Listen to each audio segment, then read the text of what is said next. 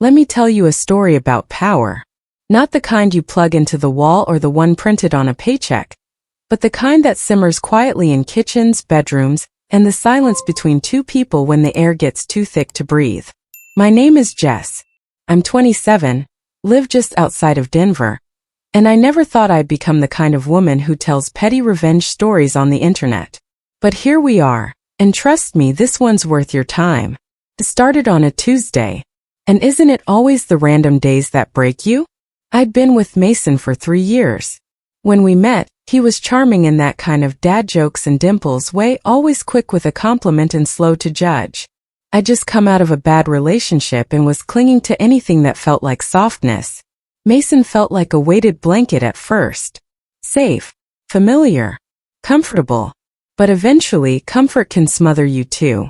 At first, the red flags were pastel pink, barely noticeable.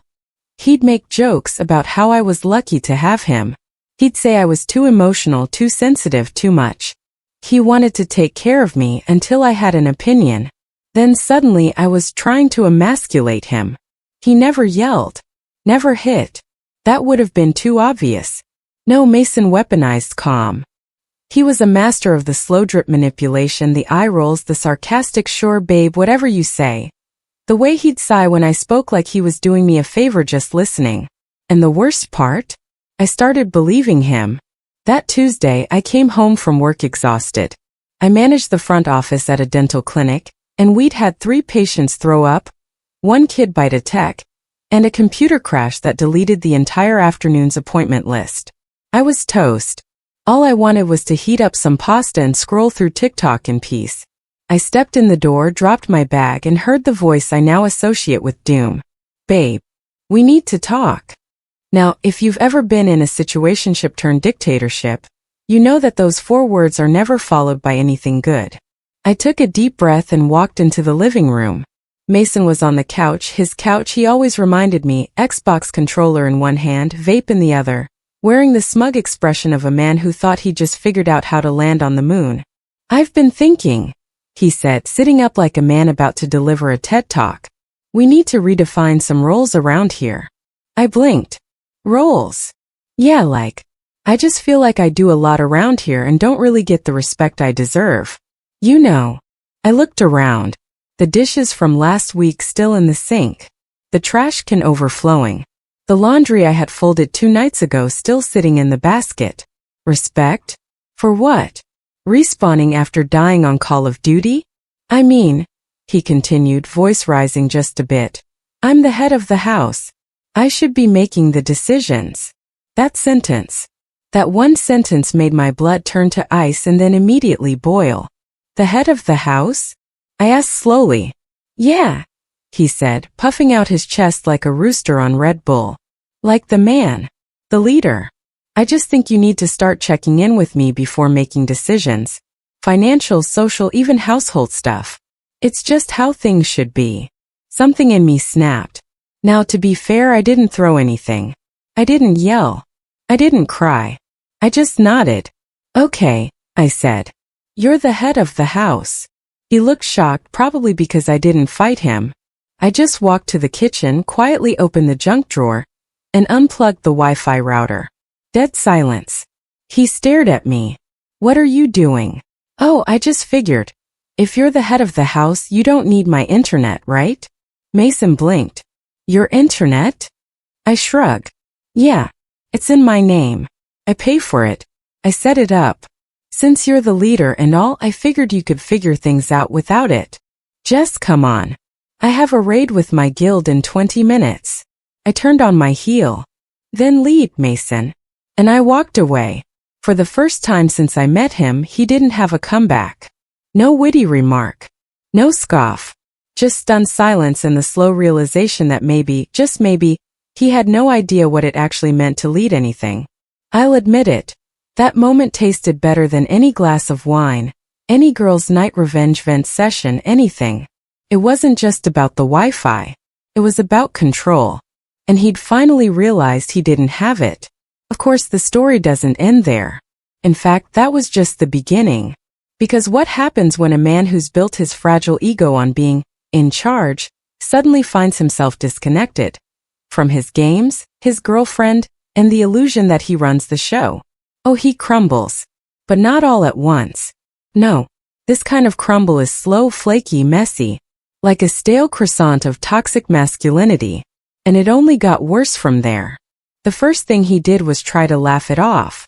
I came back into the room 20 minutes later, water bottle in hand, and he was still sitting there. Xbox controller dangling from his lap, jaw clenched like he was holding in a storm. When he heard me step into the living room, he smiled. Or at least tried to. "You're hilarious, babe," he said with that fake chuckle he used on waiters when his credit card declined. I tilted my head. "You still need the Wi-Fi?" He gave me a look like I'd asked him if he needed oxygen. I mean, yeah, obviously. Huh. I thought the head of the house could handle things himself. His mouth opened, closed. He looked like a fish trying to form a sentence. It was the first time I'd seen him speechless without being asleep. But let me tell you the best part. It wasn't the silence. It was what came next. See, men like Mason don't give up power. They don't surrender, they shift tactics. When ego fails, manipulation takes the wheel. And Mason? He knew how to drive that thing like a pro. That night he cleaned the kitchen. Without being asked. Without slamming the cabinets. He even wiped the counters down with that lemon-scented spray he used to make fun of me for buying. When I walked in, he looked up with the grin of a child trying to impress their mom. "See? I can help out," he said. I nodded. "Thanks." He waited. I didn't say more. That's when he cracked a little more. By Thursday, the cleaning turned to cooking. He made spaghetti, burned the garlic bread, undercooked the noodles, but acted like he was auditioning for Top Chef. "I just want to show you I can take the lead sometimes," he said, setting the plate down like he'd just split the atom. I replied, chewing politely. "Still a little crunchy." His face twitched. "Well, maybe next time you can help." "Help the head of the house?" I blinked. That doesn't seem very submissive of me. The twitch turned into a scowl, and I swear I saw something break behind his eyes. Friday was when the mind games started. He called me from the living room like I was his assistant. "Babe, can you bring me a drink?" I ignored him. "Jess. Seriously. I've been working all day." Working. The man sat on a Discord call for 6 hours trying to flip sneakers online, and got rejected for another DoorDash application. But sure. Let's call that work. I peeked around the corner and said, "Sorry, I only serve leaders." He slammed the controller on the couch. "God, you're being so dramatic." There it was. The classic deflection. Gaslight level 1. "You said you're the head of the house," I replied, stepping fully into the room. "I'm just adjusting to your new leadership style." "You're punishing me." "No," I said with a calm that scared even me. "I'm observing you." Silence. It's funny. When you stop reacting the way they expect, they short-circuit. Mason didn't know who he was without someone propping him up, validating him, absorbing his moods like a sponge. And when I stopped doing that, when I stopped catching his tantrums, he unraveled faster than I expected. By Sunday, he was pacing. I'd left the Wi-Fi unplugged for 5 days. 5. His phone data was slow, his games wouldn't load, and he had to actually sit with his thoughts, something he hadn't done since he figured out how to distract himself with technology. He finally snapped that night. I was brushing my teeth when he came into the bathroom, arms crossed, lip twitching like he was trying not to cry but also preparing to scream. "This isn't funny anymore," he said. "Like seriously. I feel like you don't respect me." I looked up, toothbrush hanging from my mouth. Why would I respect someone who only thinks they deserve it because they're a man? That's not what I said. It's what you meant. He slammed the bathroom door behind him. 10 minutes later, I got a text from the other room. "Fine. You win." Win. This wasn't a game. It was a slow realization that I'd been sleeping next to someone who didn't want a partner. He wanted a mirror. Something to reflect back his imagined greatness. I didn't reply. Instead, I scrolled through my photos, the ones from 2 years ago. There I was at the lake, holding a fishing rod he made me use even though I didn't want to fish. Smiling but not really. Next slide. A photo of us at his cousin's wedding. I'd worn the dress he picked out. I hadn't wanted to. He said it flattered my body. Translation. It was tight and made me look like something for him to show off. I remembered how he said, "Don't wear heels though. You're tall enough." Because heaven forbid I stand eye to eye with the king. The next day I did something bold. I left. Just for a few hours. I didn't say where I was going. I took my purse, left the router unplugged, and drove to a nearby coffee shop. I sat there for hours reading, journaling, and letting the weight of silence fill in all the space where his voice used to live. He blew up my phone. "Where are you? Are you okay? This isn't cool. So you're just ghosting me now? Come on, Jess. You're being immature." And finally, "Whatever. Do what you want." That was the magic sentence. Because I realized I was doing what I wanted, and he hated it. When I got home, he was on the couch, sulking like a teenager who just got grounded. He barely looked at me.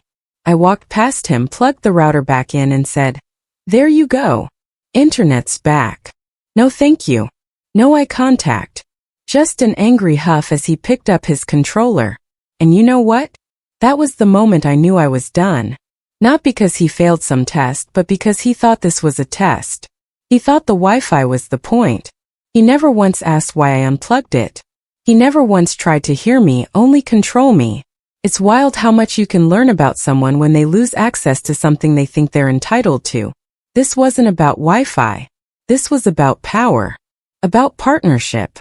About what happens when a man confuses dominance for leadership and thinks love is something you earn through control. That night I packed a bag. He was asleep, mouth open, controller on his chest, headset still blinking blue. I looked at him, really looked, and felt nothing but relief. No anger. No heartbreak. Just the calm that comes when you finally choose yourself. I walked out without slamming the door. I didn't cry when I left. That shocked me. You always imagine a dramatic scene. Tears, rain, some metaphorical thunderclap like in the movies. But instead there was just silence. The kind that feels like a weighted blanket in the best way. The kind you don't realize you've been craving until you finally get it. I drove to my sister's place 2 towns over and crashed on her couch. I didn't say much. Just, "It's over." And she nodded like she'd been waiting for those words to finally fall out of my mouth. Mason didn't call that night. But I wasn't dumb. I knew the storm was coming. It started the next morning. Ding, ding, ding. "Jess, where are you? I'm freaking out. Can we please just talk? I don't understand what happened. I love you." And when none of those worked. "Wow, so you're really doing this?" Just walking out. There it is. The guilt grenade. He always threw it when things weren't going his way. I didn't answer. I gave myself 2 weeks of no contact. And in that time, something incredible happened. I started feeling like a person again. I ate what I wanted. Slept diagonally across a bed that didn't smell like vape juice and old insecurity.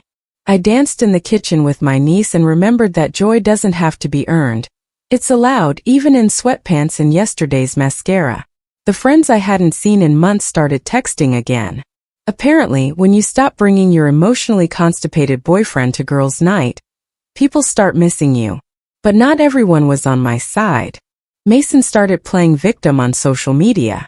Oh yeah, he made a post. "Some people just walk out without explanation. After everything you've done for them, that's the thanks you get. Fake. Pathetic. Classic." He even changed his profile pic to a black and white selfie and posted song lyrics about being broken but still standing. I nearly choked on my coffee. Still standing? Bro, I unplugged your Wi-Fi, not your lungs. The next week, a mutual friend messaged me. "Hey, Mason said you had a mental breakdown and that he's worried about you?" Oh no. That's when I lost it. Not because I cared what people thought, but because even at the end, he was still trying to control the narrative. That's the thing with guys like Mason. When they can't control you, they try to control the story about you. But here's what he didn't count on. I had receipts, screenshots, texts, Voice memos where he told me I was too emotional to handle real decisions. DMs from his ex warning me about how he gets when you don't do what he says. I'd ignored them then. I didn't now. So I made a post. Just one. Calm. Honest. No dragging, no names, just truth. Sometimes the people who claim to lead the household are the same ones who couldn't survive 48 hours without Wi-Fi. Leadership isn't control. Love isn't obedience. And walking away isn't weakness. It's finally choosing peace. It exploded. People messaged me, strangers, old classmates, coworkers, all saying they'd been through the same thing. One woman wrote, "I've been waiting for someone to say it out loud." Mason never responded. He didn't need to. His silence said it all. But the real ending wasn't online. It was in my own head. One night, about a month later, I went back to the apartment to grab the last of my things. He wasn't home. I unlocked the door, walked into the space we once shared, and it hit me. It never felt like home. It felt like a place I was allowed to exist in until I took up too much space. The walls still smelled like that woodsy cologne he overused. His gaming setup sat like a shrine to distraction. And the router I had once unplugged? It was now taped to the wall, like a desperate attempt to keep control of something. Anything. I grabbed my books, my plants, the mug I loved that he said was too girly, and paused at the door one last time. I didn't cry. I didn't smile. I just said quietly, "Good luck leading yourself." Click. The door shut. I never went back. You might be wondering what happened to him. Last I heard, he's still in that same apartment. Still posting sad boy selfies. Still waiting for someone to fall for the image he's carefully curated. But me? I got a new apartment. Got promoted at work. Started therapy. Started sleeping through the night without waking up to that heavy feeling on my chest. And one random afternoon I finally plugged in my own Wi-Fi. Set the password myself. Named it Head of My Own House. Because that's what real power is. It's not about who talks the loudest. It's not about titles or gender or who pays what. It's about presence, integrity, mutual respect. It's about building a life where you don't need to shrink yourself to make someone else feel big. And if anyone ever tells you they're the head of the house, just smile. Walk calmly to the router and pull the damn plug.